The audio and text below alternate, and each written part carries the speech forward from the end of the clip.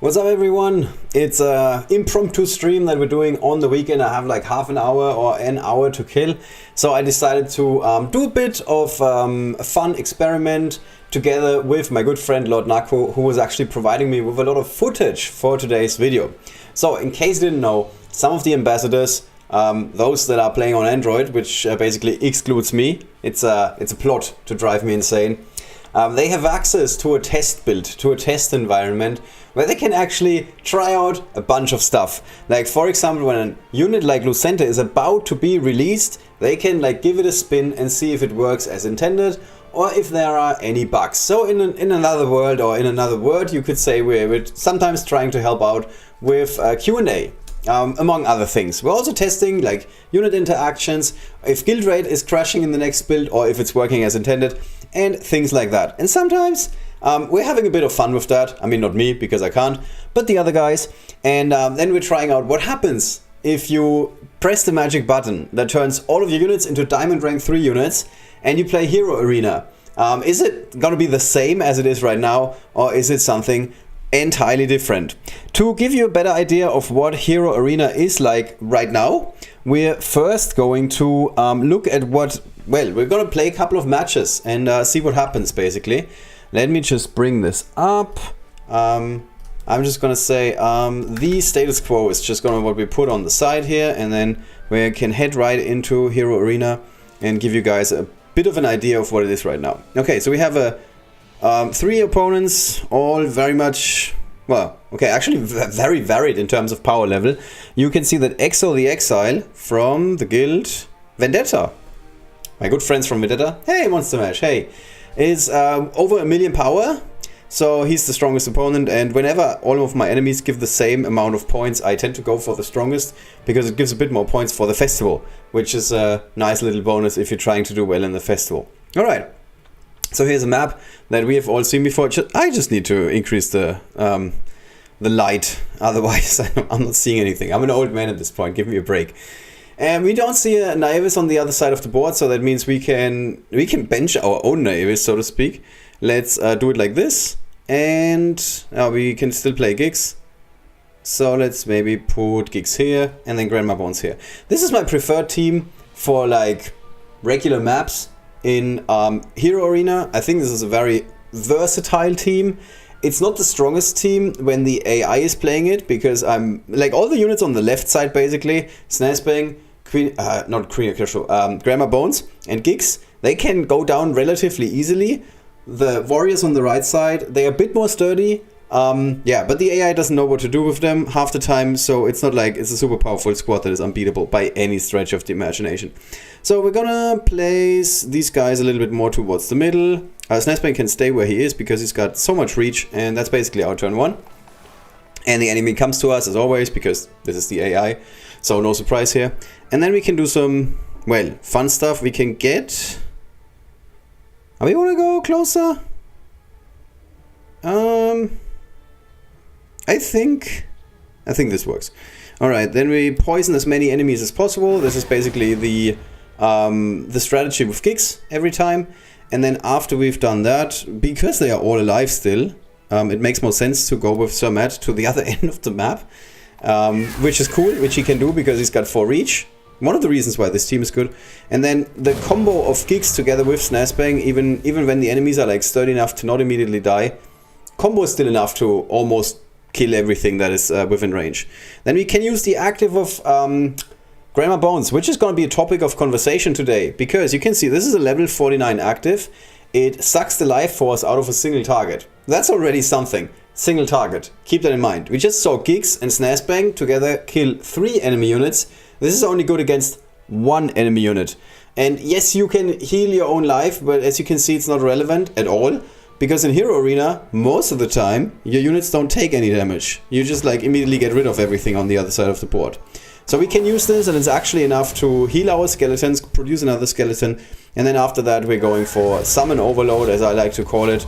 And all of these summons are going in and taking out the enemies. Hey, good afternoon. Hey, Inza. Hey, nice to have you here, man. Woman, not man, sorry. You know what I meant, I hope. Alright, so this is basically the status quo, and you can do this or something very similar on almost every map against almost every opponent. Now there's some notable exceptions, obviously. There's a couple of maps. This is actually a really good example of a harder map, generally speaking, but a map that becomes somewhat easy once you go for my preferred strategy of just overloading the board with summons. And I'm basically even tagging in Queen Akesho to have yet more summons. So what I'm doing here normally, I'm going in, then producing a couple of summons. You don't tend to kill the unit, the Dorga in this case. You just go in, and then Akio goes somewhere where he can connect with everyone. We place yet more summons on the board, and we're still not done yet because we can place yet another summon on the board. And then we look at the enemies, and Snazzbang is half dead, so we can just suck the life force out of him. And that's it. And now we go for the big red button. It's a purple button with a lot of skeletons on. And the summons just do the rest of the work. And this works on almost every single map. This is why I play this team. In case you've ever wondered, why is he playing Grandma Bones? This unit is so bad. She's an interesting unit. Grandma Bones is what falls into the category of a win more unit. When you're already winning and you got Grandma Bones, she's like, okay, now you're winning 100%. It was only 95%, but now with me in the team, it's going to be 110%. You can do the same strategy against like a variety of enemies. Also Darkness team, for example, like Nakala is playing here. Works like a charm almost every time. This is a bit of a harder map, to be honest. Especially with the enemy opening like this, because the problem here is that Queen Akesho has a lot of range. So she can move 1, 2, 3 spots, and then she's covering everything from 1, 2, 3. Like everything on the left-hand side of the board, basically. Like this entire area. I think even these spots, yeah. Even these 2 spots here. Everything here is covered by Queen Akesho, which is ridiculous. So the only way for us, if we don't want to attack first turn, is to retreat to the right. But if we retreat to the right, there's Voyasa, and Voyasa can connect with us.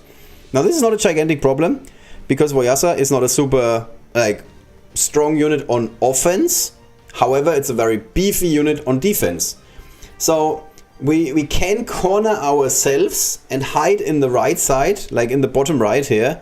And then Voyasa is going to go in and hit someone, which is going to be annoying, but not the end of the world. And then we can strike back. And the idea of doing this rather than immediately coming out of the gate strong is that we have a lot of actives that we can then unleash on the enemies, and they have very likely clustered up in some way, shape, or form. And that will then give us a really good upper hand, so to speak. So the assumption is that Umano is going to go 3 down. Queen Akesho is probably going to go 3 down here as well. So these two are not going to be standing next to each other. However, if we're again using Sir Matt and his 2 summons, the 2 summons can probably take out Queen Akesho and potentially also Umano. Then after that, what we could do is we have to handle the annoying Voyasa that is going to be standing next to our units. And as you can already tell, if I'm just like theory crafting how this run is going to go, this is going to be a bit of a problem. So there's another option, and that is we use Snazzbang and we shoot at Voyasa. And it's not so much about killing Voyasa, because we're very likely not going to be able to kill Voyasa. However, we're going to stop Voyasa. Voyasa can only run into the landmines and not connect with us. Now that will give the enemy an option to create a lot of darkness on the board with LordNakko, or basically with Voyasa.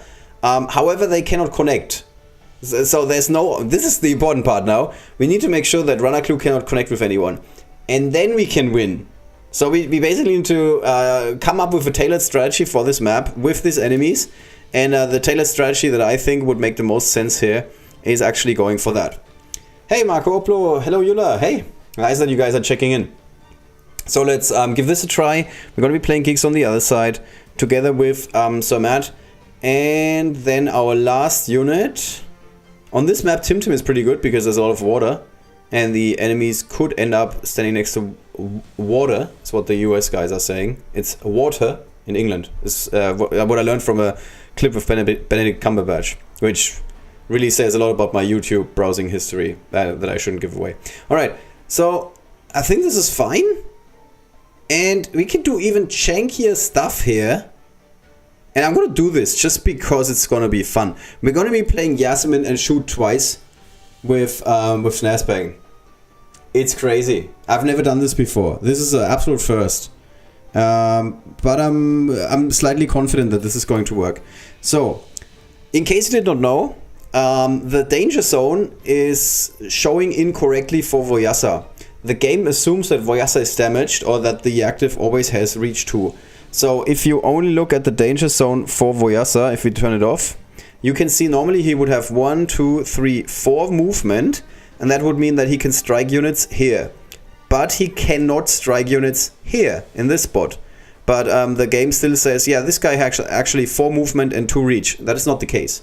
So keep that in mind. The danger zone is not reliable for Voyasa, just like it's not super reliable for Silverroot, because it's just the entire map is covered. And it's also not super reliable for Naivis on the enemy team. Alright, with that out of the way, this is an actual arena expert course today. I'm sorry, guys. We're just gonna be shooting at Voyasa. Like I said, we're not killing him, but that is fine. The enemy has no chance to get Voyasa to connect with our Snazzbang. He would have to move. Run a clue. Actually, he does. Run a clue in here, blow up the landmine, then Nimrul could go 1, 2, 3 spots, blow up this landmine, and potentially himself, and then Voyasa could actually hit Snazzbang. Unlikely that the AI is going to figure out this line of play. So now we can activate the danger zone again, and you can immediately see everything has shifted, because the only real danger right now is Queen Akeshru. Also, Snazzbang is not in danger, but again, this is Voyasa. So Queen Akeshru can go up to here, and then 1, 2, 3 spots. So we're going to be putting Gigs here. We're going to be putting her here. We might wanna... Who do we want to buff? Actually, Accio buffing is not the worst idea that I've ever had. So let's do this. And we can immediately refresh Snazzbang because we are 100% sure we're going to shoot again the next turn. Yeah, so here's the darkness, as I said. And yeah, they are just like presenting themselves on a platter. So now we can use Snazzbang for a second time. And that's the end of the darkness squad. Yes, there's Umanu, but... it's Umanu, okay? It's not a unit that is gonna single-handedly turn this game around. And that's the game. It might not look like it, but that's the game. It's done. It's over. Yeah, someone have mercy on this poor Umanu. So we're just gonna stand here and wait. Okay, sure. She can one-shot Snazzbang. I'm not even mad. Then we can move in a little bit. And this is now going to be like a bit of a priming of what's to come later. Because, yes, there's an enemy and they hit us, but it doesn't really do any damage.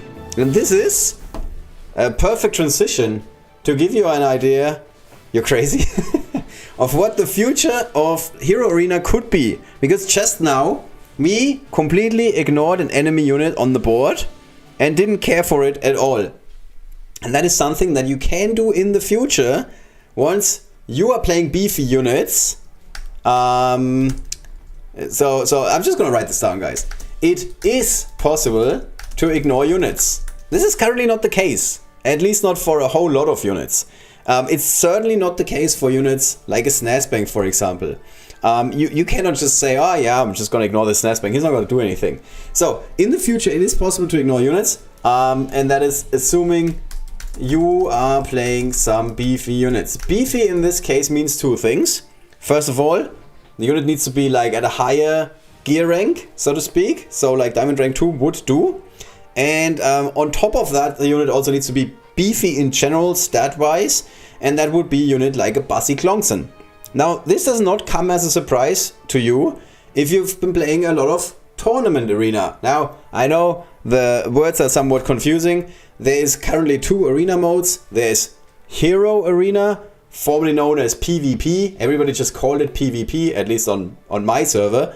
And now there's also another arena which is called Tournament Arena. Tournament Arena is this game mode that is a lot of fun. It's the actual live PvP mode. It was formerly called Duels. There's also videos on this channel where I'm like running down duels for you guys. And in Tournament Arena, units are nerfed in the sense that they cannot be higher than common rarity. And with common rarity comes stone rank. Stone rank 3 is the highest that they can get. And then suddenly the game starts to shift a lot. Because in the past, and I've said this in like countless videos, in the past units were like locked up locked, I'm not sure if that's the right word. Units could only go all the way up to gold rank 1. However, there's also gold rank 2, there's also gold rank 3, and then there's diamond rank 1, 2, and 3. So there's 5 more ranks, gear ranks, that are now being introduced in the game. And if we look at some of them, for example this Gix, the units become absolute powerhouses. Like their stats are through the roof. Like a single unit 400,000 power is unheard of before. This is as much as like not even just a new account, like a 6-month-old account in Rivengard would be happy if they end up with 400,000 power, like roughly 6 months. Like if you're spending and stuff, you can obviously rank up faster and everything, but generally speaking, 400,000 power is quite a bit. It's almost as much as some arena teams. Like if you're not playing in the Legend League, if you're playing in like Grand Champion League or something, your entire arena team is usually happy if they end up with 400,000 power. And this is no longer the case with diamond ranks, especially diamond rank 3. Every unit has like more than 400,000 and up to half a million points basically. So Gix is my only diamond rank 3 unit at the time. And this is eventually going to change. I have a very weird idea of who to update at what time. If you guys are interested in that, we can also talk about that. But generally speaking, the gist is this. There's a lot of updates like this, for example, where you get like something really, it actually gives you a bit of a bang. 35 damage is not nothing. And now the thing about gear ranks is, once you have completed a gear rank, I'm explaining this in one of my starter guides. Once you have completed a gear rank, you are getting this same bonus, 35 in this case. You get another 35. Thank you so much, Homer. If you're watching, shout out to you, man. You get this same value one more time for every star that you have. Not like 100% of the value, but I think it was 20%. So what does it mean? If I'm finishing this upgrade, my unit is going to get 35 additional damage. And then on top of that, LordNakko in my case has 10 stars. Now this is a bit confusing because you can only see 5, but they are purple stars. And 1 purple star is basically as valuable as 2 regular stars, which are yellow. So if we go all the way up here, we can see it starts with common. That's the first star, the first hero star. And then it's 2 stars, 3, 4, 5. And then after that we have a purple star. So basically 1 purple star equals 6 stars. Which also means if you have 5 purple stars like I have at the moment, what you actually have is 10 stars. And 10 times 20%, 20% is 200%, if I'm not mistaken. So that means that you're not just getting 35 additional damage, you're getting 35 times 2, which is 70, when you finish the gear rank. Now I'm super confused because it sounds like it's too much. And there is a chance, oh, by the way, this is why I wanted the tabard, because now I'm getting one step closer to getting LordNakko to diamond ranks. I can tell you for certain tomorrow, but basically the difference is, once you go through this, LordNakko is going to get 35 damage additional, like on top of what he has already. He's at 661, so he's almost at 700. And then once you go up the gear rank, you get this bonus, as well as this bonus, the Slayer's Knuckles, which gives plus 16, 2 more times on top. So that means, if I'm correct, and I should be, tomorrow my LordNakko is going to have 661 plus 35 damage. That is 696. And then on top of that, he gets 35 times 2 because we finished the gear rank and he has 10 stars. And then on top of that, he's going to get 16 from the Slayer's Knuckles times 2. So once I gear upgrade my LordNakko tomorrow, he's going to go from the original 696 to 798. So he basically gained another 100 attack because he finished the gear rank and he has 10 stars. I hope all of this is making sense. It's a bit confusing. And this is the same for all the other upgrades in this game. So health, for example, he gets 75. And tomorrow he's going to get another 150 on top. He's got that twice. So that means he gets 300 on top in total when we finish the gear rank. And this is such a massive difference that units get really, really beefy. Which you can especially see if you're playing like a beefy unit that starts as a beefy unit. Like an Accio. Accio is already a warrior with like a lot of health, or at least like a decent amount of health. And once you get to diamond ranks, diamond rank 2 or even 3, his health is going through the roof. Like 3000 health is a lot. Alright, So I hope I was able to lay the foundation and explain to you how this whole thing basically works. So let's now check out what LordNakko was doing. And this is, again, him playing with the test build. And then test build, and now I can see that this is actually a bit smaller. So let's just change this a bit. Here we go. In the test build, he just said, okay, I'm pressing the magic button and suddenly all of my units are maxed out. And this is what he ended up with. And this is his preferred lineup. He likes these guys. He really likes the Hive faction. He really likes Siad, which is a good unit because he happens to be a mage with physical armor. There's not a lot of mages with physical armor. There's also not a lot of rogues with physical armor. And what makes them so strong is that normally mages get attacked by rogues, and rogues very often do physical damage. Now, if you have physical armor, it's a lot harder for the rogue to go through your armor and reduce your health. And that's basically the idea here, which makes Siad very hard to kill. All right, so we have Cinder, very beefy unit, very hard to kill. Once she's a Diamond Rank 3, obviously. Then we do have a Bussy who has like infinite health. A Yasmin that has like infinite health, like very hard to kill. And then Siad, who happens to be a mage with the physical armor, so he's also relatively hard to kill. Sprocket is not that hard to kill, but she's very powerful because she has this active ability that puts a killer robot on the board that can completely wipe your day. By the way, in case you didn't know, this seems to be all maxed out units. These are the 5 units with the highest power if everything is maxed out. So if your name is, I don't know, Tributaka, and you want to build the strongest team ever that gives the most XP if somebody attacks it and then dies for farming purposes, then this is your maxed out team. This is these 5 units here that you can see in the first line have the highest power rating in the game. This does not mean that they are the best units in the game. It just means they have a lot of power, a lot of stats and good effects and whatnot. All right, so we're gonna watch this. And I'm going to run you guys through it. So this is a map that is somewhat challenging. If I'm playing on this map with my team, what I'm normally doing is I'm playing Naevis here into the Yasmin spot. And yeah, Scruffy is actually power level wise very high up. He's got really good stats. And then I put Queen Akeshru here and Giggs here and my Vera here. And then Queen Akeshru hits this unit because it's 1, 2, 3, 4 spots away, but Naevis makes that possible. And then Queen Akeshru hits this unit with the active and does some damage to this unit. Then Giggs walks 1, 2, 3 spots in this spot.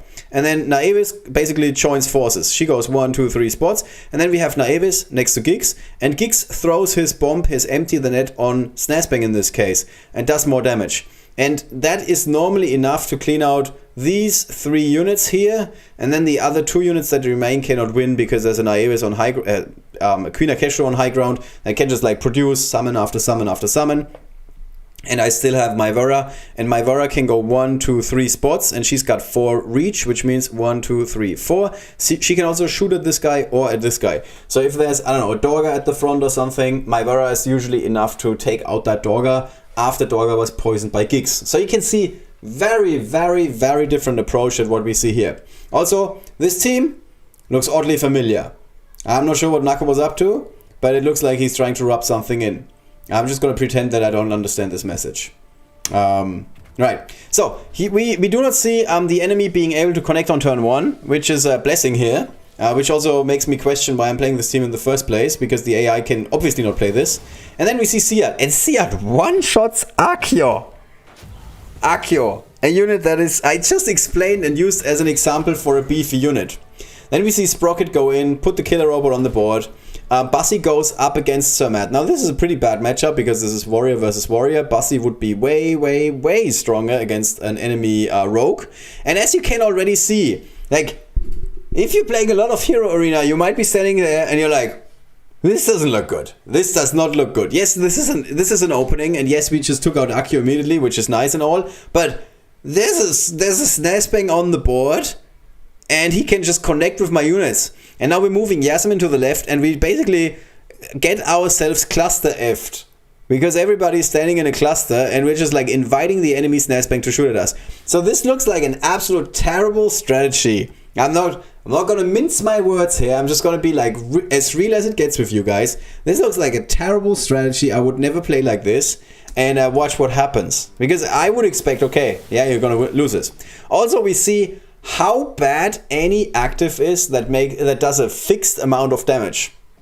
So, I've explained this when I was talking about diamond ranks for the first time. I told you guys, everything that's going to be better is stuff that does additional damage. Like the Gig's poison that says every time this guy gets hit, he takes more damage.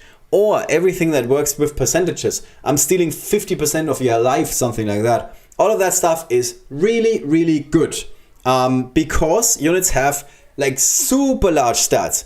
Everything that produces tiles that do damage, like a fire tile which steals 20% of the health, is amazing with diamond ranks because it's so hard to reduce the health of these super beefy units. And everything that says I'm doing X amount of damage is bad, especially if it's single target. So Grandma Bones is really bad, really bad against diamond rank 3 units, because as you can see, we just wasted a level 50 active and we did like a tiny dent. Is it maybe 1/4 out of the health bar of Sprocket? And that's not a lot, because this killer robot is like a lot stronger than this little attack here. But on the bright side, Grandma Bones is like full again. Okay, we see Snazzbang and nothing happened. Snazzbang did absolutely nothing. Like everybody's still alive. Now there's one of the craziest power moves I've ever seen, where on purpose stepping with a mage onto a landmine. This is not something you see every day. Nakko is doing this on purpose just because he wants to have another snake. This guy is as greedy as they come. And then after that there's a rocket barrage by Bussy, and you can already see where this is going. This is the end of the match. Now, this is a crazy match if you're asking me, because we've never seen this. Also, shout out. Shout out to the name of the opponent. Nakko was really putting like something together here for us. So, again, I cannot stress this enough. This is a way of approaching a hero arena that I would never even think of approaching hero arena. You're basically placing all your units on a silver platter and telling your opponent, alright, get nuts. And the opponent does get nuts. He goes in with a Snazzbang, for example, and there's not even a dent in the health bar of your units. That is just crazy. He loves Seat. He does love Seat, yes. Alright, so here's another map which is a bit of a challenge, and we can also see that the enemy has now come up with an even better squad that is especially harder to go up against if the AI is piloting it, because Naivis makes it so much harder to connect for the AI, for anybody really. It doesn't need to be the AI. And we can see again LordNakko like absolutely disrespecting his opponent, rubbing it in, and he's moving in with Gigs on turn number 1, and he can connect with 3 enemy units immediately, which is crazy. Everybody poisoned, and then after that we do see Snazzbang. The AI, actually a pretty good move from the AI if you're asking me. Like not even caring about the thorns here, and instead the AI is just like, yeah, I need to connect with Snazzbang, that's what matters here. And this time we do take out Seat immediately, not the snake but Seat. Also the snake just took a Snazzbang like grenade to the face, and the snake is like, okay, I still got 50% health. Pretty impressive if you're asking me. Alright, and that's the opening from the AI. And it's a pretty good opening. It looks like, okay, I'm losing this match as far as I'm concerned at least, because there's still a Queen Akeshu. We can see there's not some control with Shades. There's still Naivis, not the strongest unit, but still. But LordNakko completely ignores this. Puts a killer robot on the board. Then Bussy. Bussy starts handling the frog. Doesn't even take out the frog. But we still have Cinder and a cannon. And the cannon again does not take out the frog. So it looks like the frog could be a bit of a problem. Here's the active of Queen Akeshu. And we need to go back a little bit. This is the active of Queen Akeshu, and it does absolutely nothing. Again, like look at the health bar of Bussy. He lost like, I don't know, 1/6 of his health, 1/7 maybe. And here's the dragon doing 1090, which is actually 2180. And it just doesn't make a dent. Like he's still got more than half of his health remaining. And then the cannon doesn't even laugh about this. The cannon is like, what was this, a fly or something? So the cannon doesn't even care. And here it does a lot of damage to Sprocket because she doesn't happen to have physical armor. So it's pretty effective against Sprocket. She loses a lot of health, but Sprocket itself is not the problem. The problem is the killer robot that Sprocket puts on the board. Alright, so this was the active of Queen Akeshu, and then Snazzbang continues to do his thing, and he shoots down the second enemy unit. So now again, it looks like you're in trouble, but LordNakko is just like, yeah, I still don't care. I still do not care about this whole thing. Then Yasmin gives Cinder second wind, or in this case, second rocket barrage. and we're taking out another enemy summon, and that was the last frog that was on the board. Now Bassi gets a little bit closer, he can fire 3 singers, and we're doing the absolute power move, which is we're ignoring the option to even sing here. Yes, we're not singing. We just leave Bassi on the board because we expect Bassi to hang around forever. Then we repair Bassi, and all of a sudden it looks like this is the first time where you can clearly see, okay, the tide is shifting. This game is now slowly but steadily turning around, and we went from slowly but steadily to, okay, hardcore super fast shift around, and then after that there's a gigantic rocket barrage. The only unit that is surviving so far was Accio, which is fitting because I did point out that Accio is actually a pretty beefy unit. Then we see some very funny animations. We went from level 50 to 0. That is an absolute nightmare. If that ever happened to me and one of my level 50 units like fought a match and then went to level 0 again, my phone will either have to learn flying or I'm gonna have to search for a new game or something. I hate Nakko's arena team. Yeah, let's just turn this into the anti-Nakko stream. That's not the point. That's not the point, guys. We all hate Nakko's team. Good thing no one's got the red button to bring all units to DR3 and White Star. That is absolutely correct, yes. I'll take lots of time, and if everyone's getting there by the time, there won't be a real change. No, but that's exactly not my point. That's exactly not my point, Inza. Because the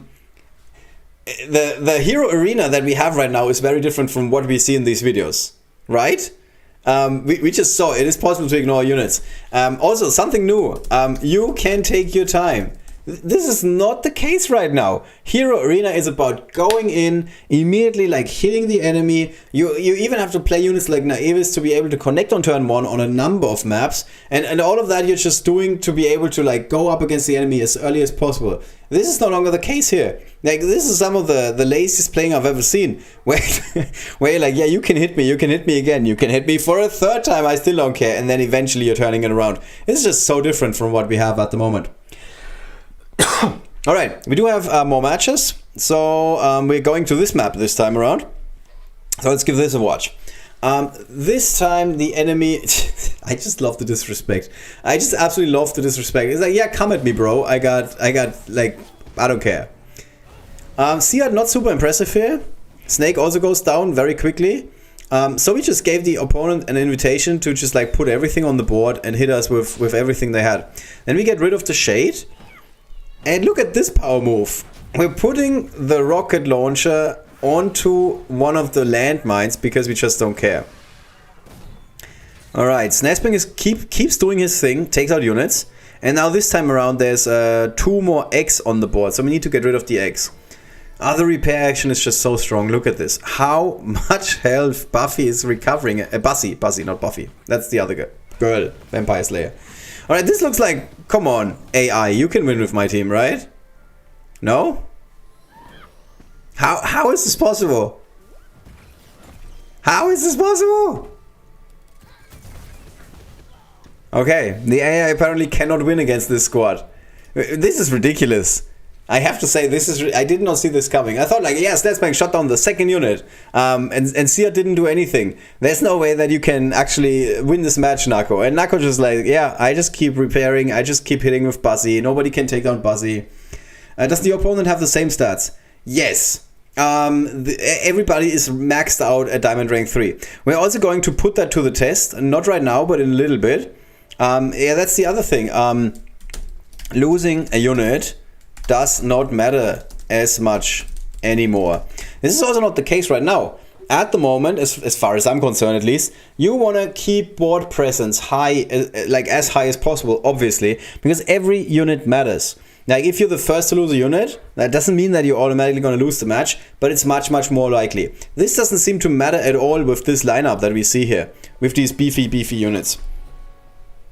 Alright, so here you wanna, yes, you wanna retreat. I'm like, for a second I was like, is Nakko not gonna retreat and completely disrespect the opponent? No, he's not. He's not. Alright, we do see Sir Matt in a shrub, Snazzbang in the back. We're just, I guess, like, let's just call this early. We're just gonna ignore Snazzbang again. So here you could do a really interesting move. You could use the active of Sia to push Grandma Bones 1 back. She would still be in the thorns, which means she would take a lot of damage. There would be a snake here. And then you would also push Giggs 1 to the back, which is not like a gigantic move because he's still in the shrub.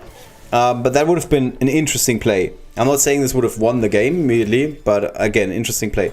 Then Bassi just goes through Giggs like it's absolutely nothing. And then we can strategically place the cannon on the left side, which means that she only has one target, and that was the Grandma Bones. So that basically says goodbye, Grandma Bones. Snazzbang, again, shoots, this time at the snake. I mean, I'm not in agreement here. I would definitely shoot Siad, like 100%. I would probably shoot Bassi when I look at this. Oh, but you can't? Oh, you can. You could just go here, right? Where was Snazzbang? Here. Just move here. Shoot Snazzbang. Bassi. Snazzbang shoot Bassi. Okay, the AI is like, the snake must die. This seems to be something personal between the snake and Snazzbang. And then after that, we see a couple of attacks on Siad, and Siad is basically just... How ridiculous is that? How ridiculous is that? Alright, so I was saying that Siad is just getting rid of all the bombs with his snakes. They just like spawn on bombs and immediately get destroyed. And now Siad is getting rid of more bombs by using his active, pushing back Sir Matt and Archeo onto the landmines that Snazzbang placed. Like, have you ever seen anybody rubbing it in harder than this? This is just crazy. So he's not outright killing Sir Matt, but the landmine is. This is hilarious. This is absolutely hilarious. I'm just going to give LordNakko an applause line for that. And then we see Bassi just go through Snazzbang again. And in case you didn't know, just moving Cinder triggers the passive, which restores physical armor. So Siad is now impossible to kill. The same cannot be said about Archeo, because again, the Rocket Barrage just wipes the board very, very easily. So again, super interesting matches, and they play very, very differently from what we saw so far. Alright, now we're shifting gears, basically, so to speak, because now we see LordNakko playing my team, one of the supposedly better teams in Hero Arena. So he is now playing with the squad, everybody maxed out at Diamond Rank 1, and he's going up against the team that he was piloting before, to give us both perspectives, because it's not fun only looking at this from one side of the aisle. We also try to look at the other, and this is what it turns out to be. So this is a really good line-up. And yeah, I would agree with this entire way of lining up the units. Yeah, you can go to the front with Giggs, Snazzbang, and Giggs are getting closer to Naevis. Is a tiny misplay here. You want to have Naevis as close to the front line as possible, so you can actually like position her that she goes here, for example, uses the active in this direction or in the other direction, and then you can move next to Naevis with your ranged attackers, and they, like Giggs for example, can suddenly throw the bomb on Cinder here, and then you are affecting Bassi but without killing your own Naevis. This is a really cool move that you can do when you put Naevis to the front, just so you know. Here's the rocket. Oh, really nice. 3 enemies lined up for Naevis, so that seems like a good plan. So you could, yeah. So I would play this slightly differently. I would play Naevis here. Then I would move Giggs here, this is fine, or here, probably here to be honest, and then throw the Giggs bomb or in this general direction on Cinder. And then after that you use the active of Naevis on Bassi, because he's not going to die from the Giggs attack. And that would be enough, hopefully, to get rid of Sprocket, potentially get rid of Cinder. I'm not sure about that because she's so beefy. And the rocket launcher is still going to be there. And then after that, because the rocket launcher is still going to be there, you can use Snazzbang and shoot at the rocket launcher. And, well, you're not going to get rid of Yasmin, but you could do a lot of damage to Siad, potentially enough to kill him. And then after that move, you can move Sir Matt. Sir Matt cannot do anything because there's no free spots for the horses. Yeah, after that you have to look what the map looks like, is what I'm saying. But okay, so we're going in, poison everybody, so that seems pretty good. And then after that we shoot again, yeah. And you see this 1-2 punch. Now this is the misplay here. If Naevis had been here, she could now use her active, and that would definitely get rid of Cinder. Cinder is like 3/3 dead, and the active of Naevis is one of the strongest actives in the game. So if you had placed Naevis here, she could now get rid of at least Cinder, which would be pretty good. Alright. But again, this looks like a really good opening, generally speaking. And now there's only 3 enemies remaining. But now there's a killer robot. And we are out of summons. We don't have any more summons. We still have Naevis. I think it would have made more sense to move Naevis here and use the active, so you hit all 3 enemies. No? Oh, and here you need to... you don't have horses anymore. Yeah, horses are gone. And why are we engaging with the killer robot? I think we need to ignore the killer robot here and just go for Bassi with everything we've got. Which is what we're doing now. and it's not enough. That's the problem. It is not enough. And if, in case you're wondering, why didn't we poison the robot? Because it doesn't do anything. You cannot poison the robot, get rid of it. So, we are isolating Bussy at the bottom. This seems like a good plan. And hopefully, we can get rid of Bussy now and win this match. Yes! There is still hope. There is still hope we can still win with this match. But as you guys saw, it was really, really hard. I'm not even sure what we're seeing here. Did I go back? I don't think I did. Okay, that's maybe I loaded the same video twice. Let's finish this. Alright, so you can still win against this team, even though it is super beefy. But as you can see, it was actually a lot of back and forth and a pretty hard fight to get there. Just get home, what did I miss? We are giving you lots of credit for coming up with janky Hero Arena strategies. Lots of fun and a round of applause. Yeah. Good job, Nakko. Yes, absolutely, man. Again, thanks to LordNakko for putting this together. Alright, so now we are going on a very open map, and this map really makes it obvious how handicapped this team is, because there's no ranged attackers. Normally on this map, if you play Naives, or even if you don't, if you play like any unit that has range 3 and movement 3, like for example a Queen Akeshru, you can connect on the very first turn, which is pretty good. Especially if there are light units in the enemy team, like these guys, because then Queen Akeshru's active does double damage. Normally for this map, my strategy is to put Giggs on the outside, then I place Naives next to Giggs, and then I place Snazzbang in the middle, and Queen Akeshru here, if I'm not mistaken. I need to see it. I can't do it from memory right now. And then normally Giggs goes to the front, Naives goes behind him, and then you can connect with Giggs here, for example, and then after that you can connect with Snazzbang again, and then you just get rid of 3 enemies normally, and 2 of them should be very dangerous enemies, otherwise you do it on the other side, and then you can win this. But let's see what we're doing here instead. We just let the enemy come to us, which is fair. As I said, they don't have any range, and now we can go ham on them. These snakes are so annoying. The Giggs poison followed by Snazzbang's attack normally is enough to get rid of almost any enemy. And then, yeah, that's the correct move. You just do a regular attack. There is absolutely no reason to go for anything else. And now we have a couple of summons on the board, and we are not going for Arceus active. I also agree with this move. So now we currently have a lot of summons on the board, and we're just going to add a few more. Courtesy. Okay, okay. I'm not sure if that's... Yes, this is the correct move. I was about to say or suggest that we want to poison the enemies, but again, poisoning doesn't do anything because these are mechanical units and mechanical units do not care. I think it would have made more sense to move Giggs to this side, just because then he's out of reach of the cannons and you don't want to see Giggs getting cannon foddered. Yes, that is a verb. Alright, we finally did it. We got rid of Cinder, which is a challenge, as we learned. And we still didn't get rid of Bussy. Come on! Can you get rid of this guy? What are we doing? Why are we not getting rid of Bussy? I guess we didn't want to see Bussy eject during the enemy's... like before the enemy's turn, because then Bussy could have... Yeah, of course. He's just landing on landmines and like at the same time taking them out. He's like, I can do this. I can land on them, and while I'm landing, I'm just like going to put the red wire here and the blue wire here, and then the landmine doesn't go boom. Like, Bussy can really do it all. Alright, but in the end it's another victory, but again we saw how hard fought this victory was. And it was against the AI that just stormed in and didn't really think about positioning. Because here the correct move, if you happen to be the AI for some reason, if I may speak to the AI please, the correct move here in this map is to not move on turn 1. Like if the enemy is just standing there not doing anything, and you can see, okay, if I move forward I'm just going to be exposed with everybody, I would suggest not going in with everybody.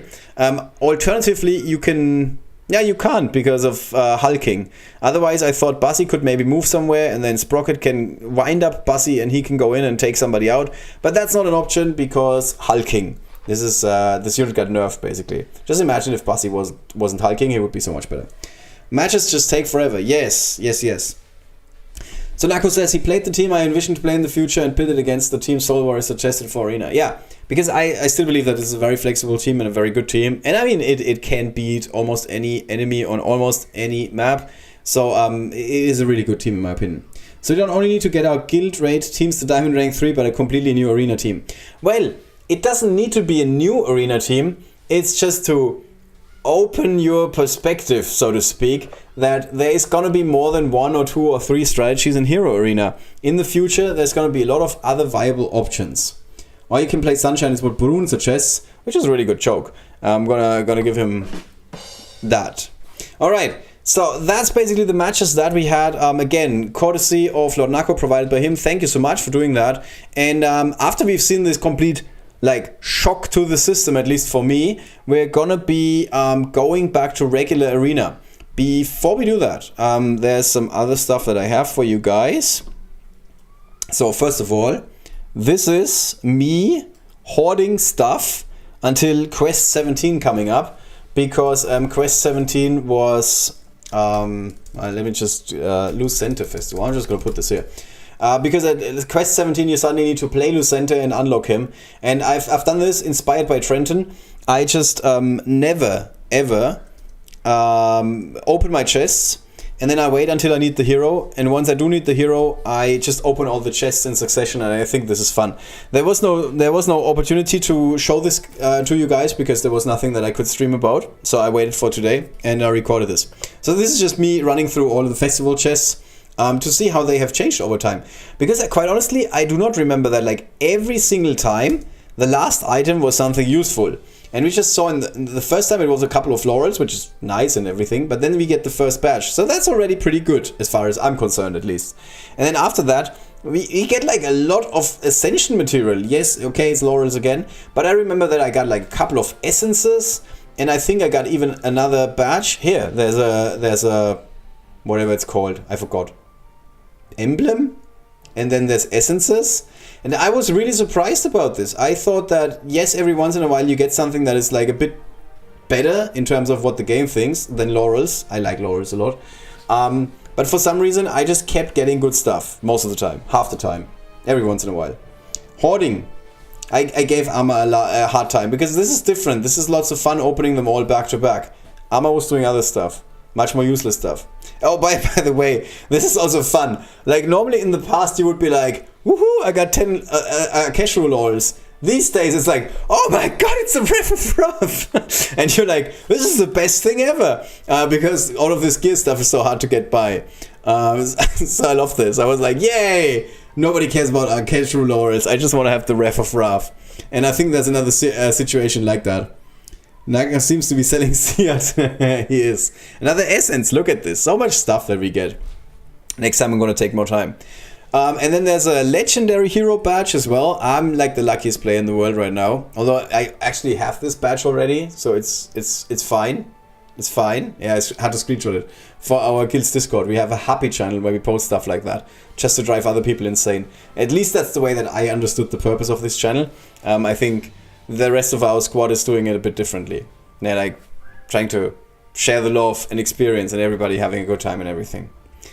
Alright. Runic bones, which are pretty nice. And I thought for a second I had 99 out of 100, but no. I need that badge. Yeah, I wouldn't mind donating badges if I could. I have Penda stuff that you need, I think. And I really don't need it. I'm like at 5 Penda badges or something. The game always loved to give me Penda stuff, and at the time I didn't care about it. Now I learned that Penda is actually a unit. Not even a bad one. Alright, more laurels. And really? Really? This is like a moment for the WTF RNG channel. I should absolutely win with this screenshot, but we're just gonna keep going here. Oh, yeah, I had one more, right? Oh no, I'm out of resources. Oh, man, that really sucked. That really sucked, that moment, yeah. And then I had to play. And he kept getting one shot just because he was missing like a little bit of life. Because I couldn't upgrade him enough to the next rarity.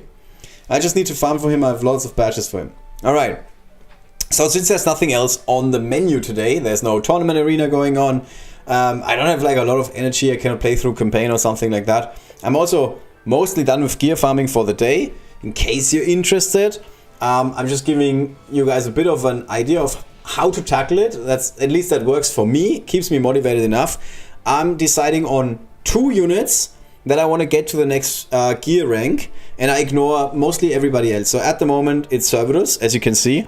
So sorry, wrong misclick. So every day I'm just trying to get more of these Gargantos Girth. I'm already at 4. This is a lot, in case you didn't know. This is a lot. It takes forever to farm these items. So I'm like, okay, somewhere down the line in hopefully 6 days, but more likely 10 days, I'm going to be done with Cerberus, at least at this gear rank. And then the other unit that I'm currently working on is Penda, because here I'm missing a couple more of these demon tooths. So in hopefully 14 days, I'm going to be done with these two guys. So this is basically the first thing I do every day. I try to get these legendary gear upgrades. And then after that, I start working on other units. At the moment, that is Dorga. So I'm waiting for these, the rays of the Radiant Sun. Hard to get.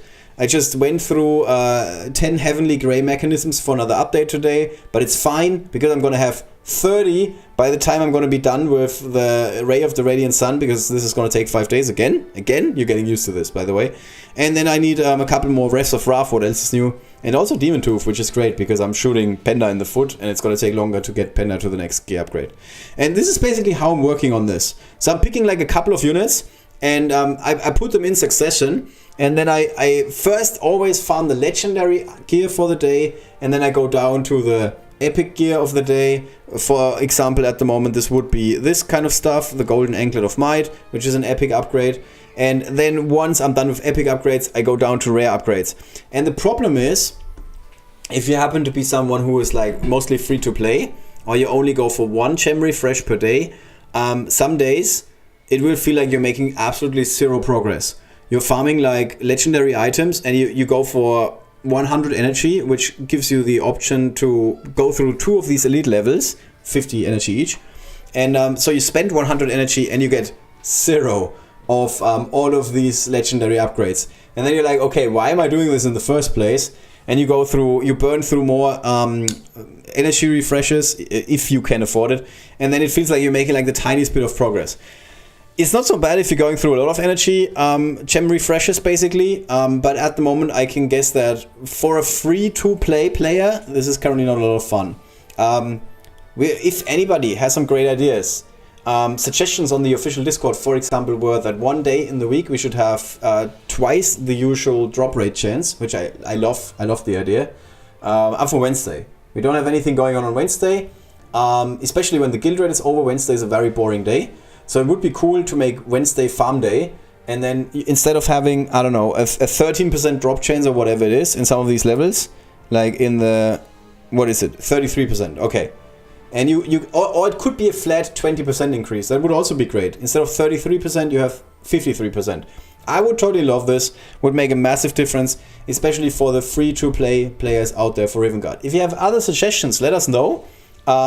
Also, put them in the chat right now, because, as always, we are doing a summoning token giveaway, and all you have to do is write something in the chat.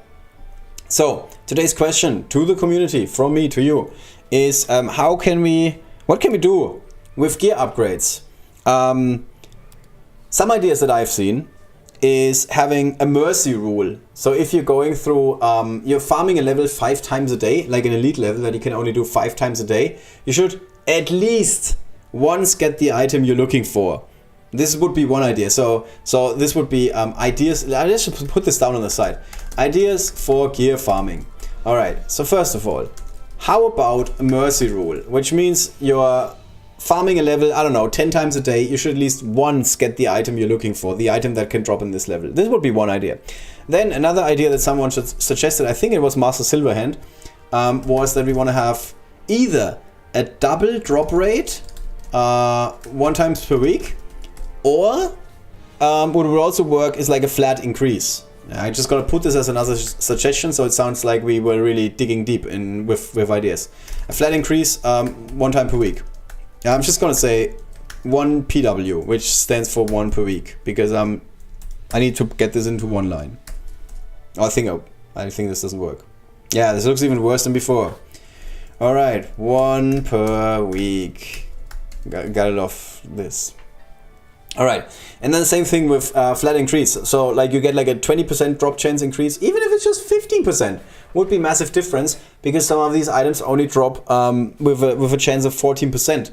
If you add 15% on top, and suddenly every 3rd time you're going into this level, roughly, you get the item, that would be pretty cool.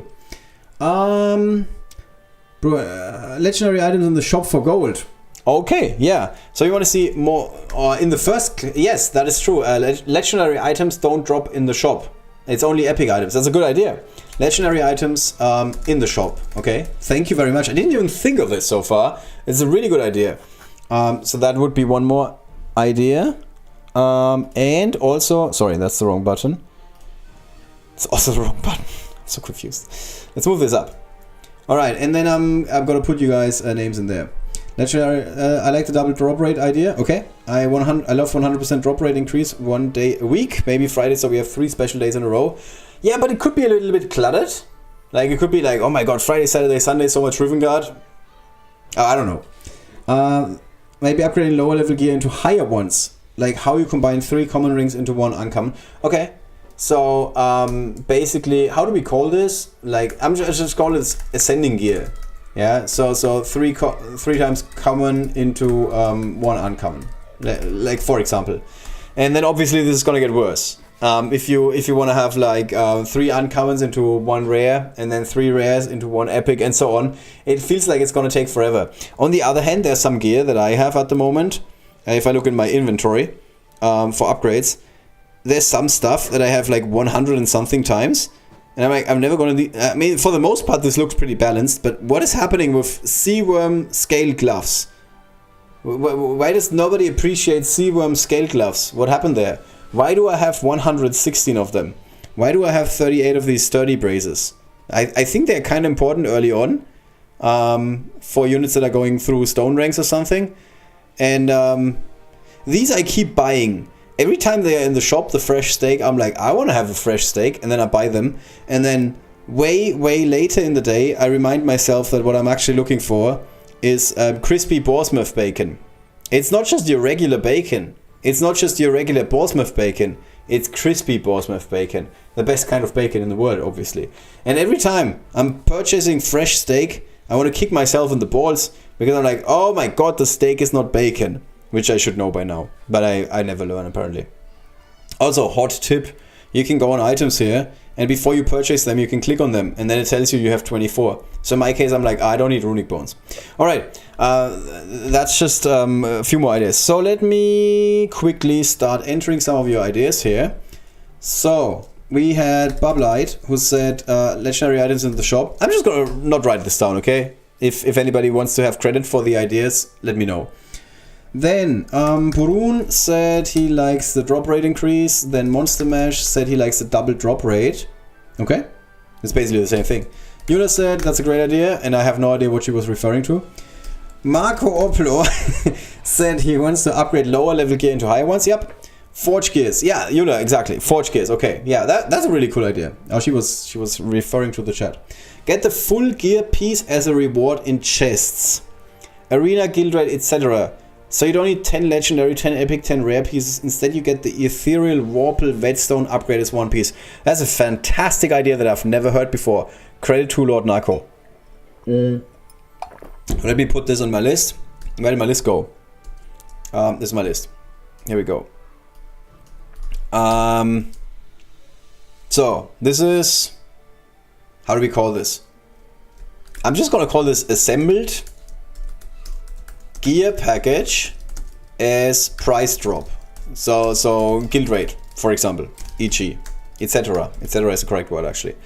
Yeah, and this we're just gonna rename into Forge Gear, so it looks like it almost goes into one line. Okay, this is a really cool idea. I never thought of that. And I like it a lot. Have a pity mechanism built in is what Kay says. Okay, yep. And there's some debate about the pity mechanism, because apparently there should be a pity mechanism in the game. Why can't I not resize this? This amount thing is new. There used to be no amount thing, and I could just like increase the size of this. They could higher the drop rate if you play manually compared to a lower drop rate if you raid. I would hate that. I would hate that. Don't take away my raid functionality, or don't make it worse. I love raiding. I don't like to... I am spending hours in this game every day. I don't want to be forced to play. The worst experience in Rivengard that I had in the last months was the one festival when I was going for Legendary. Because it turns out when you play certain levels, and you go with a, like, on paper weaker team, you can get 1 or 2 more points per run than when you raid the level. And I'm not complaining about the raid mechanic and the new point structure in festivals, because it's awesome and it's much better than what we used to have. Okay, so don't get me wrong.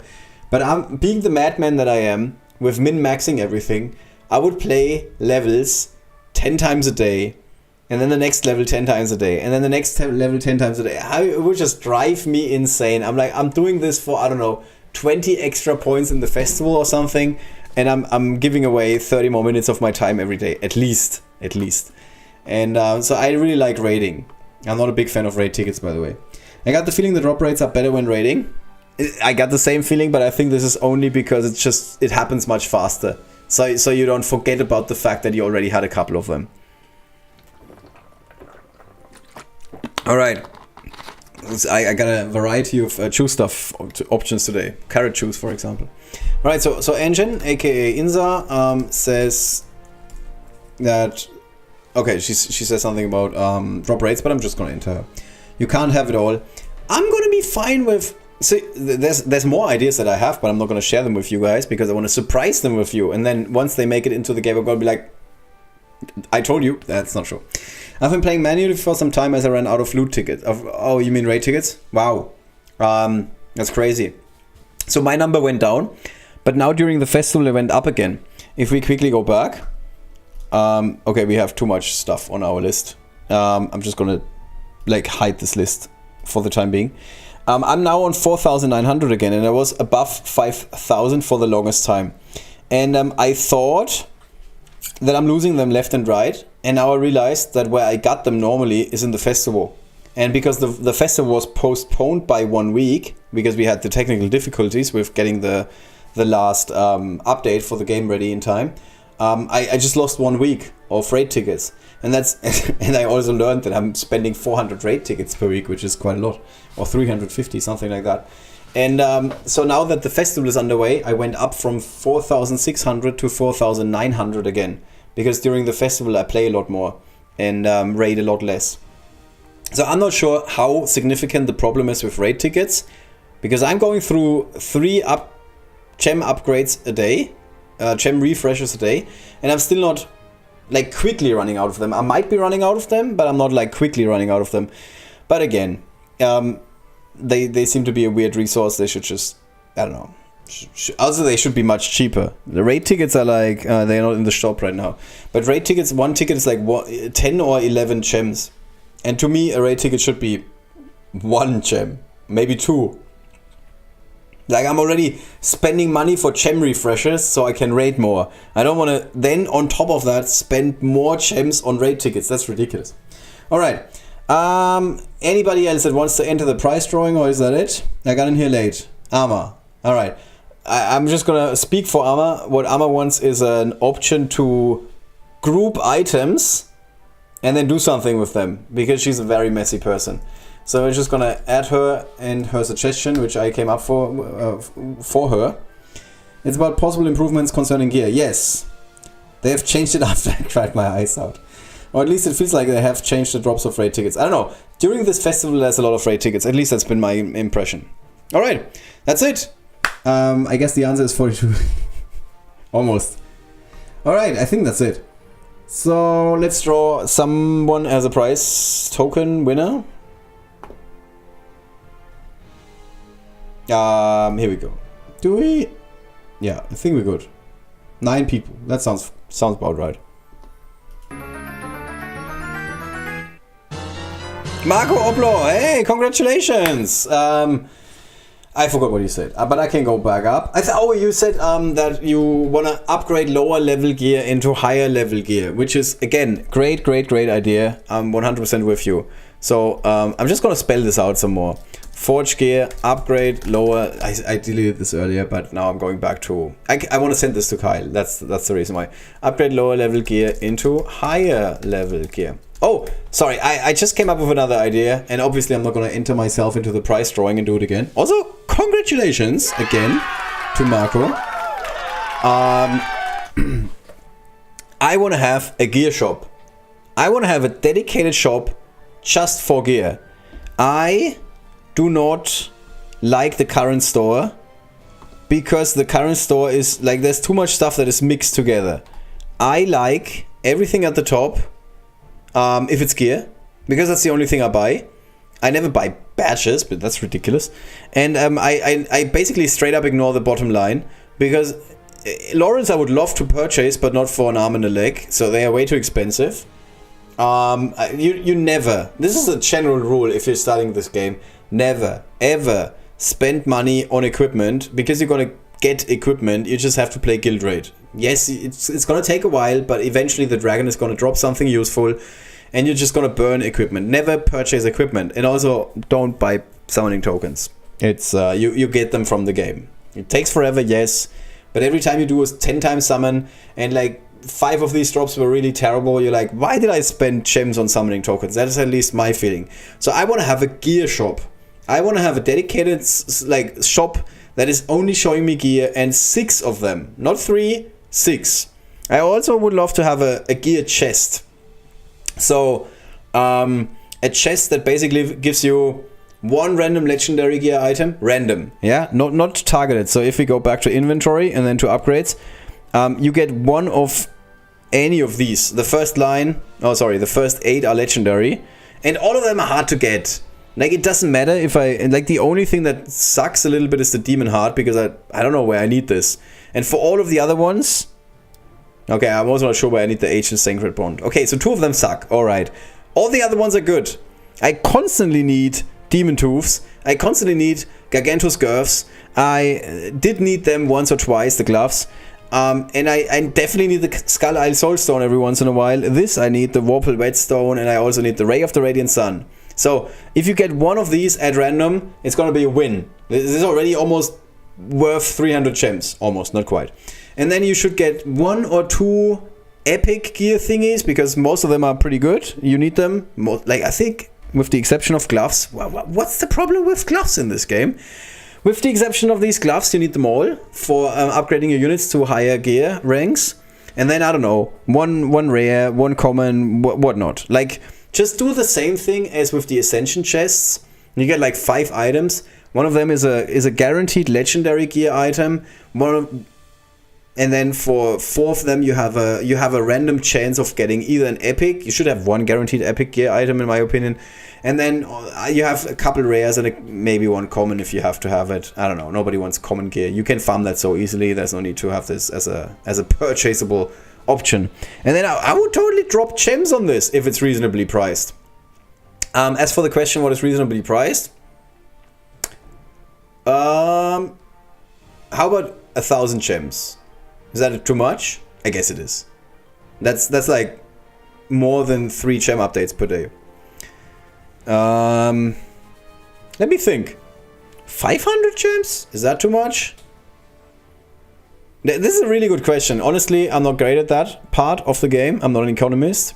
But generally speaking, there is an option here to package this as something. Actually, the game has somewhat, like, they have prices for everything, obviously. The epic stuff is 2,400 gold coins.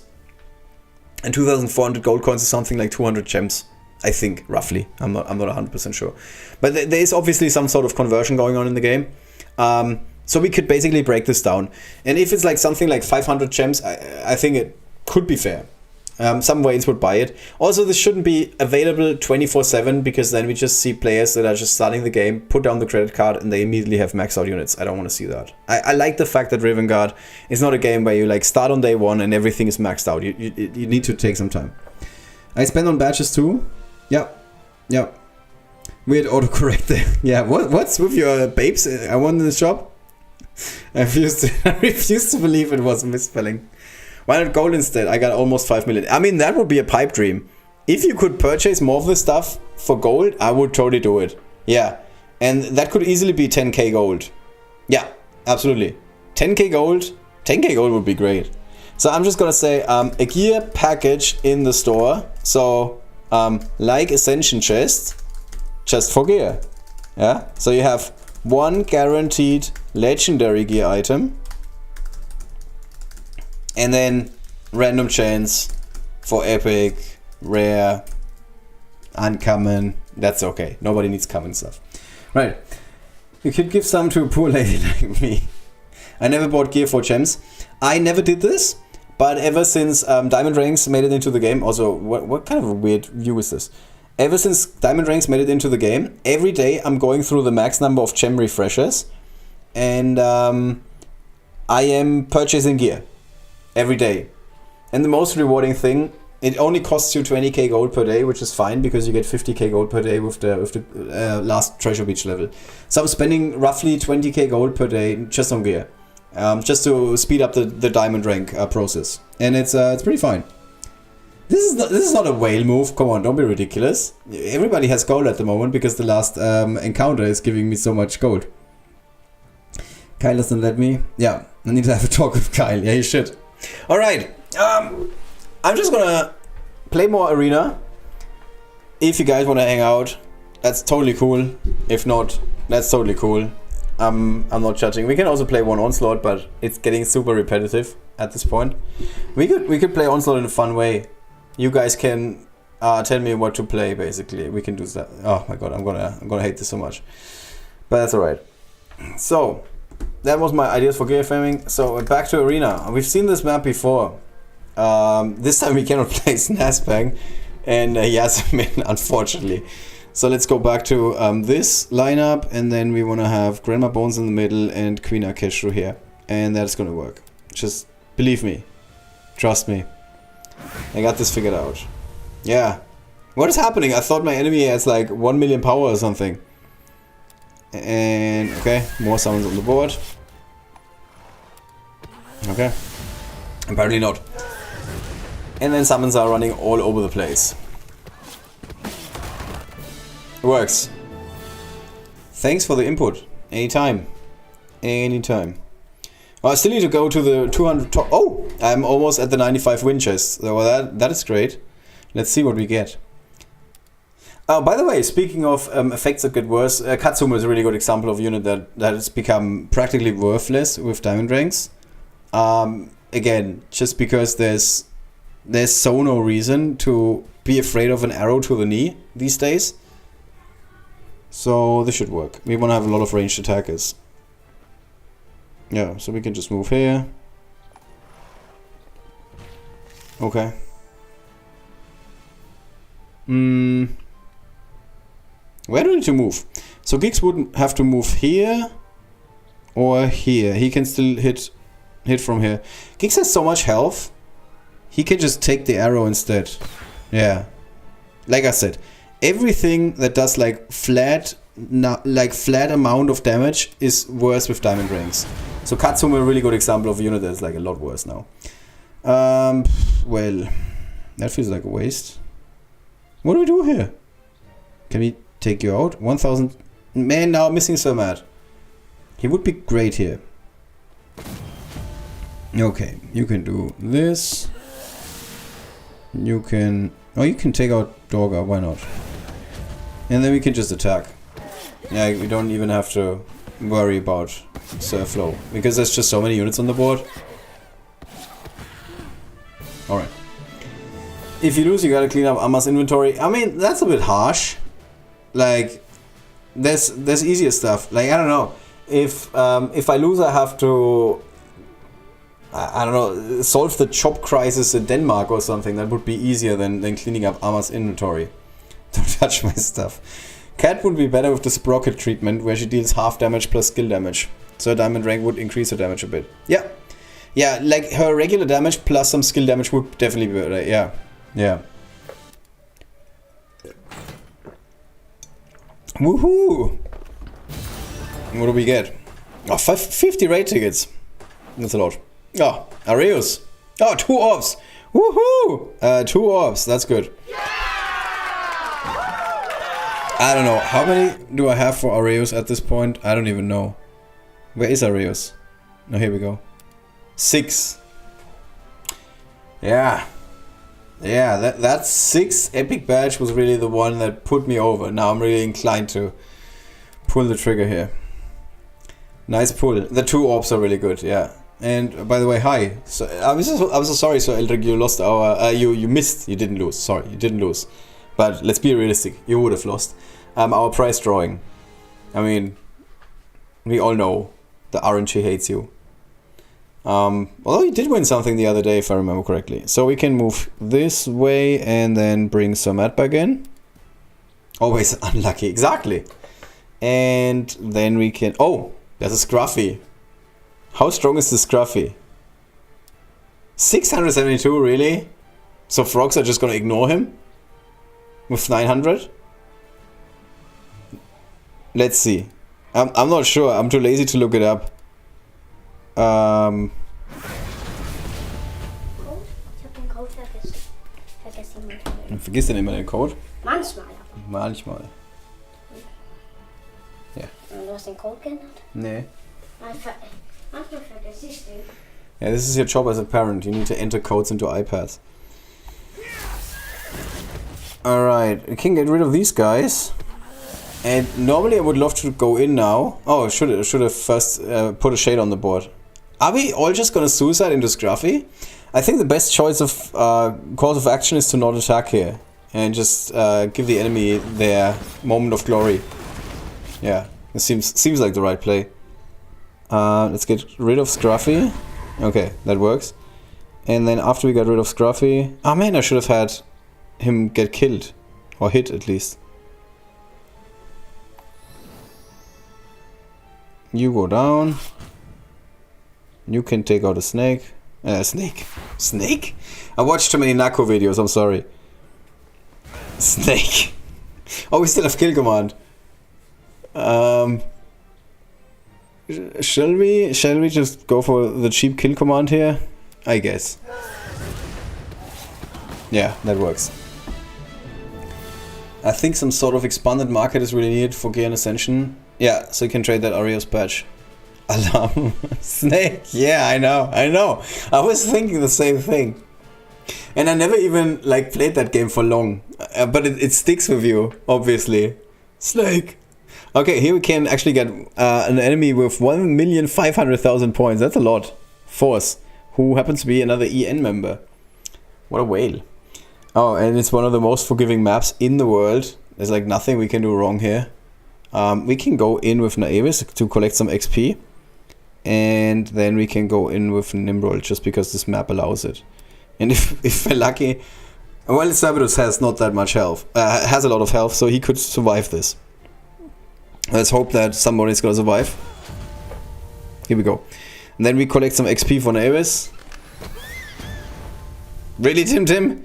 Really? You need to upstage me? Really, Tim? What is happening here? Okay, and since the other two guys are not maxed out yet, we can get them some XP by having the skeletons take out the enemy. Normally, this would have been a job for Nimrod, but this way we get a bit more XP for Naevis and Grandma Bones and Sermat. I'm not sorry, I hope my team will annoy everyone in the future. Spoken like a true sadist. Alright, let's go up here because there's a 1 million strong opponent. That's pretty good. Oh, this map is pretty interesting. Somewhat challenging map in my opinion. So on this map, I have a weird strategy that I forget every time. So every time I go back into the map, I need to recreate the strategy again. So I think it's Giggs, obviously. And Giggs goes into this spot and then hits Dorga. And these are other guys, obviously. So then there's a Grandma Bones behind Giggs for reasons that really make no sense to me right now. But okay. Because then I can get up to 2 summons, so that's good. Sure. And then I'm playing Sermat, which makes a lot of sense. Because he can connect with the unit on the left. And then, for good measure, we're playing Queen Akeshru. Yeah, and that works. That is a pretty good strategy for this map, actually. So we first place Grandma Bones here, and then go for the active. Look how strong Grandma Bones is. You get one skeleton. That's pretty good. And then we can do this. Yeah, and normally it would have made sense to attack here, but whatever unit was standing there, when now there's another horsey, they died. And, well, we can still use Archeo from here, and that might be enough. Oh, look at this, we cornered Caradan. He couldn't even call Sir Tristan.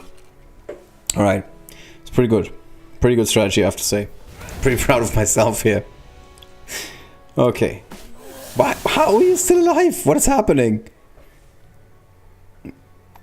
Okay, cool. I really think the Skeleton Warriors should get some armor like the Onslaught enemies. Yeah, they are really underwhelming. Like, the skeletons are only really there to walk over enemies where you use Arceus kill command. They don't do anything on their own. And they are so much weaker than any other summon. I think they are weaker than snakes. They're definitely weaker than shades. They're weaker than frogs. I think even frogs at level 1 are stronger than the Skeleton Warriors, which is crazy. Ah. And another map where we can see that this team is super versatile. So here we can move Grammar Bones here. Attack in this direction. Normally... okay, he's a lot of health. How much is the poison doing? 471. So normally I attack with Sir Matt on the unit on the left. But here it could make sense to attack Accio instead. But there's so many frogs behind Accio that the frogs are just gonna take care of business. And then we're gonna attack here. And here again. And then we get a couple of summons to attack. Yeah, it works. Tim. 1100 health and he's dead. It's just ridiculous. Alright. Can we go all the way down? 4 more tickets? I mean, sure, why not? So here's an enemy that gives us... Jesus. Who is this? Ah, okay. Chinese guild. Has been around for a little while. 70,000 arena trophies. That's quite a lot. But the problem for me is I can never tell them apart because I can't read the Chinese characters. So to me it's just like Chinese player. Some Chinese player. And this works. Yeah. Could have played Snazzbang here. Can you guys not line up a little bit nicer? Alright. This is good. Gives us 3 more summons. So let's see. You got 2,000 something. You got 3,000. Oh, Jesus. You got 2,000 something. We are doing 300, which is not a lot. 2,269. Okay, so let's see if we can kill Dorga with the active. Not quite.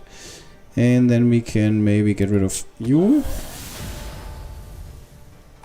And then we're going to kill command again. Works every time. Every time. Well, I'm back in the top 100. 600. What is... Geez, what?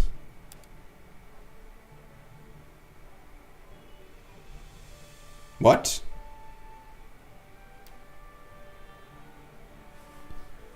Yeah, so we have a couple of players. When you see them, it's very hard to tell whether they really belong into Legend League or not. This guy...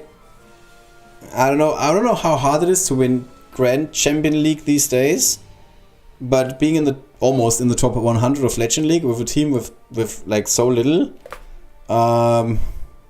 seems kind of unlikely, to be honest. Huh. Caught in 4K. Yeah. Well. We're just gonna take screens. And then... Oh, this is another thing. If you have these newer players and they tend up to be in a guild where like everybody's like active ages ago, but they are the one guy or one of 2 guys that are active in this guild. I don't know why, but I've like some of these guys I was like, hey, can someone take a look at this, please, from Snowprint? And then it turns out that this is one of those strategies that the guys do that are using some cheat codes and stuff to get ahead and not like be too obvious about it. I'm not saying this guy's cheating, don't get me wrong. It just looks a little shady. That's why I take screens and then we have somebody take a look at it. Alright, we still don't have to change teams because this continues to work like a charm here. Sure, let's see.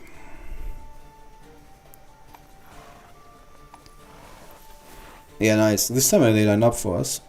I think Snazzbang we can clean out with our Sir Matt. And then we can just use gigs here.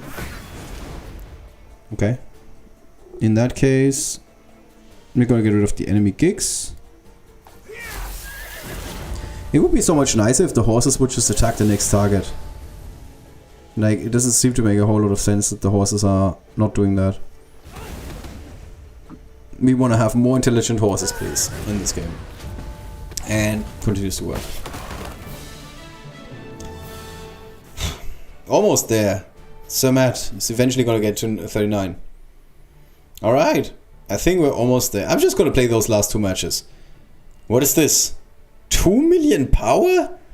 Wow.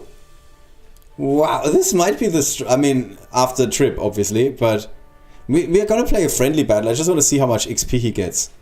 Okay, great map. Because on this map you can easily die. Obviously he's playing like an optimized arena team. Where everybody's just there to completely make your life miserable. 235, okay. Not quite on Trip's level, but very, very close. 235 is quite impressive. Like, my team is not giving that much XP, obviously. 1,985,151. Well done to Riff. Well done to him. That's just ridiculous. Man, let's see if we can actually beat this. I've never seen him like at the very top of the leaderboard in Legend League. I would not be surprised if we see him there next season. This is a map that is somewhat harder with diamond ranks. It used to be very easy when everybody would just fall after one shot. That's no longer the case. So we can play it like this normally.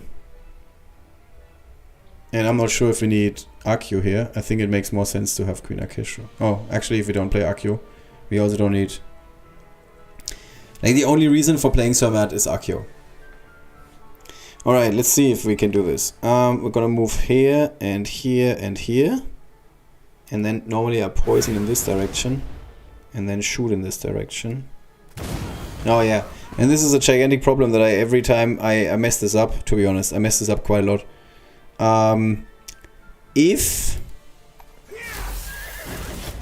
If the enemies are on different elevations and you shoot with Snazzbang, it just doesn't hit the other units that are next to it. I will never make sense of this. I will never understand why this is the case. Obviously it's the wording of Snazzbang's effect. All enemy units adjacent to the target. I don't know why they are not adjacent, just because there's a tiny bit of elevation between them. But yes, this happens quite a lot. This is the main reason why I'm losing arena matches these days. So now it would probably make the most sense to not go for kill command. Because if we're lucky, Snazzbang is gonna shoot on, I don't know, one of the horses or something. So let's just stand here and not do anything. Okay, this is not good for us. Wow, we just lost the entire... Oh, everybody, really. Can we hit Snazzbang? No, we can't. Can we kill them? 1,880. And we're doing 1,880. Minus the armor. Oh my god, this is gonna be a close match. At best case scenarios. I killed my own horse. I killed my own horse. Why? Wait. Why are we killing our own horse? I understand how Nightbanner works. I thought. Enemy healing is reduced and causes to the healer. Are you telling me the horse is the healer? He gets healed by each. I did not know that. So we're killing our own horses if we try to take advantage of Sir Matt's effect when being close to Umano. Well, that is good to know. That is really good to know. Man, this match is going like a charm. Let's see if Queen Akesho can get us there. Yeah, so far so good. Keep shooting, Snazzbang. Keep shooting. Oh my god, this is the most hilarious match I've ever... Is Snazzbang eventually gonna die? Is he just gonna survive forever in this shrub? Okay, he killed himself. Woof. This was an interesting match. I learned so much. Umano is really good against Sir Matt, apparently. But honestly, I did not know this. Yeah, we need to clip this. Sylvain is gonna love this. Yes, that's true. Like, the other day, I almost lost an Accio because I didn't think of Umano's Nightbanner at all. And I was really impressed when that happened. I was like, whoa, Nightbanner is a lot better than I thought. But this is new to me. I did not know that Sir Matt would kill his own horses when he moves next to them. And wow. We actually saw in that match how strong Queen Akeshru is, because she single-handedly turned this around. It was like a 3 versus 1 or something like that, and she still managed to win this match. Thank you, Akeshru. You saved us. What a match. What a match. Alright, so we're continuing our quest to go up against the strongest opponents in the arena. We need to train for next season. Oh man, the other map that I hate. Everybody hates. But this is a bit easier. We can play it like this, and then hopefully take out someone. Hopefully. And then also play Accio, because he's Accio mostly. Alright, so I like to go here. Get a lot of summons. Yeah, I mean, sure, that counts as a lot these days.